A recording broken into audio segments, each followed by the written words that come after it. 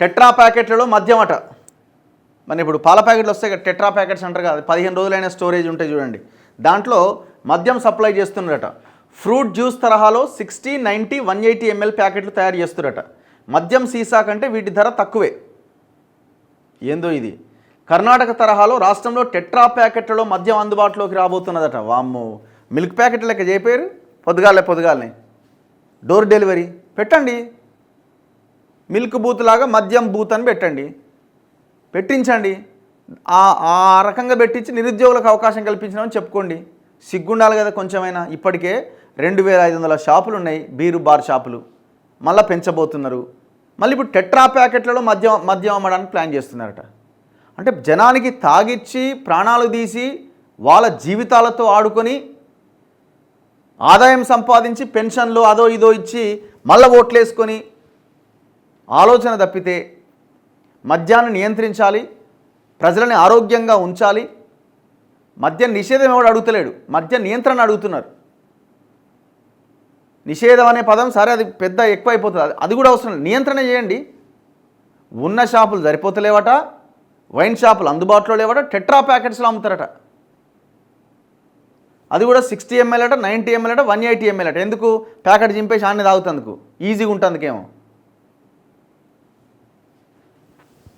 కర్ణాటక తరహాలో రాష్ట్రంలో టెట్రా ప్యాకెట్లలో మద్యం అందుబాటులోకి రాబోతున్నది.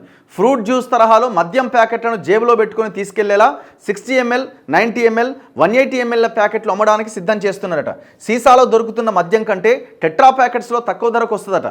రాష్ట్రంలో ఇప్పుడు క్వార్టర్ చీప్ లిక్కర్ ధర 120 రూపాయలు ఉందట. అదే మద్యం టెట్రా ప్యాకెట్లలోకి మారితే 100 రూపాయలకు లభించే అవకాశం ఉందని ఎక్సైజ్ శాఖ అధికారులు చెబుతున్నారు. ఇప్పటికే సంబంధిత ప్రతిపాదనలను ఎక్సైజ్ శాఖ అధికారులు ప్రభుత్వానికి పంపించారు. ప్రభుత్వ ఆమోదం తర్వాత రాష్ట్రంలో టెట్రా ప్యాకెట్లలో మద్యం విక్రయాలు జరగబోతున్నాయి. రాష్ట్రంలో 2620 వైన్ షాపులు, 1117 వరకు బార్లు ఉన్నాయి.